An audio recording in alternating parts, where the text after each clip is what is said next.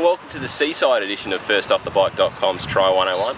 We're down here at the beautiful Brighton Beach. With me is Andrew Jones from Cycle Speed. Morning, Tim. Morning, Andrew.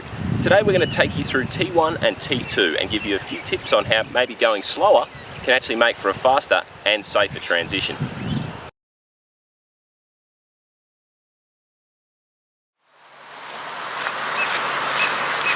Thanks, Tim. This morning I'm going to take you through bike setup, and then we'll step through transition 1 and transition 2. The emphasis on this is just seeing how simple it can be and how quick it can be, and also on just slowing down a little bit, because if you do slow down a bit you can go a lot faster in your transitions. In terms of my bike setup, I like to keep it to the absolute bare minimum. So I've got my helmet on my aero bars, I've got my sunnies, I've got my shoes ready to go on the drivetrain side of my bike, and really for a short course race, that's it. The main thing you want to remember is which rack you put your bike on, because with those big races it's easy to get lost. Sometimes it's not a bad idea to ride it on your hand. But really, that is as simple and as clean as it can be, and that's the easiest way to do your transitions. So what I'm going to do now is take you through transition 1, and we'll just show you how easy that can be. We're going to keep it simple, and the way to make it fast is to do it slowly. As soon as I get to my bike, the first thing I do is put my sunnies on. And I usually just tip them a little bit down my nose so they don't fog up because my face is wet. Then with the helmet, and particularly with the aero helmets, give the side pieces a bit of a flex on your head and do your strap up. And the slower you do that, the faster it'll happen. If you're not confident with the flying mount, chuck your shoes on first.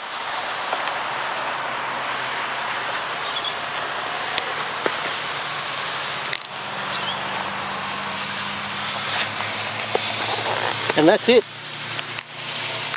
Have a quick look left and right before you take your bike, just to make sure you're not going to crash into another competitor. But there's your transition 1 done in less than 30 seconds.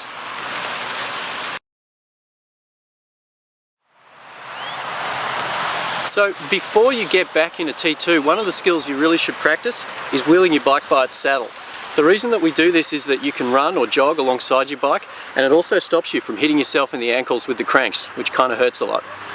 Now, as you're coming into T2, the thing you have to be thinking about is what rack number are you and where do you have to go back to put your bike, because otherwise you'll lose a lot of time. Once you've found your rack, first thing to do is dispose of the bike. Get rid of it and then get rid of your shoes.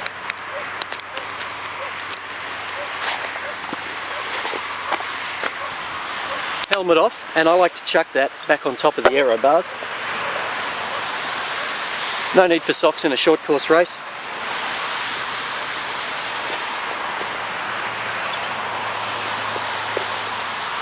And once you've got your shoes on, again, have a quick look, make sure you're not going to hit another competitor, and get out of T2.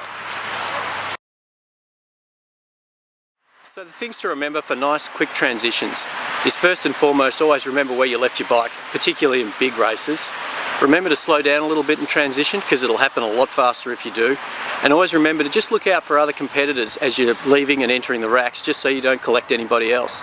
If you do all of those things and you keep it simple and you keep the number of things that you have to do to an absolute bare minimum for short course racing, you'll have a pretty good day.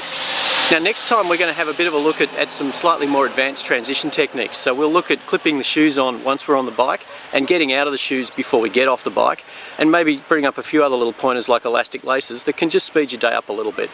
Till then, see you later.